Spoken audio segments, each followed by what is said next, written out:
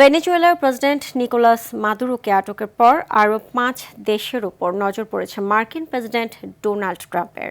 এর মধ্যে খনিজ সমৃদ্ধ গ্রিনল্যান্ড দখল, কলম্বিয়ায় সামরিক অভিযান এবং ইরানের পারমাণবিক স্থাপনায় হামলার হুমকি দিয়েছেন তিনি। জার্মানির সাথে সম্পর্কের টানাপোড়েনে দেশটির চ্যান্সেলর ফ্রেডরিক মের্জকেও তুলে নিয়ে আসতে পারেন এমন আশঙ্কার কথাও জানিয়েছে রাশিয়া। একই সাথে মেক্সিকো ও কিউবা নিয়েও ট্রাম্পের কঠোর অবস্থান বিশ্ব রাজনীতিতে চরম বিশৃঙ্খলা তৈরি করেছে।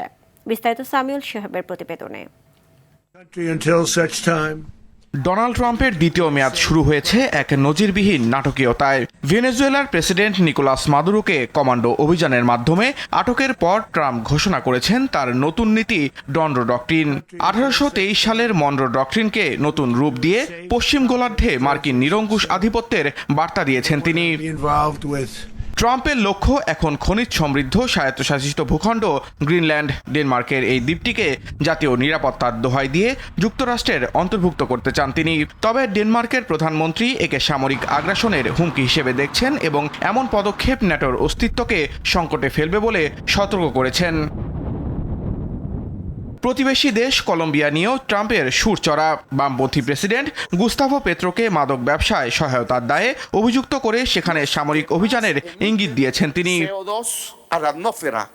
অন্যদিকে ইরানে সরকার বিরোধী বিক্ষোভে রক্তপাত হলে হামলার কঠোর হুঁশিয়ারি দিয়েছেন ডোনাল্ড ট্রাম্প। মধ্যপ্রাচ্যে ইসরায়েলের সঙ্গে মিলিয়ে 2026 সালে ইরানের পারমাণবিক স্থাপনাতেও বড় ধরনের হামলার পরিকল্পনাও রয়েছে টেবিলে। মেক্সিকো ও কিউবা নিয়েও ট্রাম্পের নীতি আক্রমণাত্মক। মেক্সিকো উপসাগরের নাম বদলে আমেরিকা উপসাগর রাখা এবং কিউবার অর্থনীতির পতন নিশ্চিত করা তার কৌশলের অংশ। আরেকদিকে ট্রাম্পের সঙ্গে নোবেল পুরস্কার ভাগাভাগি করার ইচ্ছার কথা জানিয়েছেন ভেনেজুয়েলার বিরোধী নেত্রী মারিয়া করিনা মাচাদো। একে ক্ষমতায় বসার জন্য মার্কিন রাষ্ট্রপ্রধানকে খুশি করার একটি প্রয়াস হিসেবে দেখছেন রাজনীতি বিশ্লেষকরা।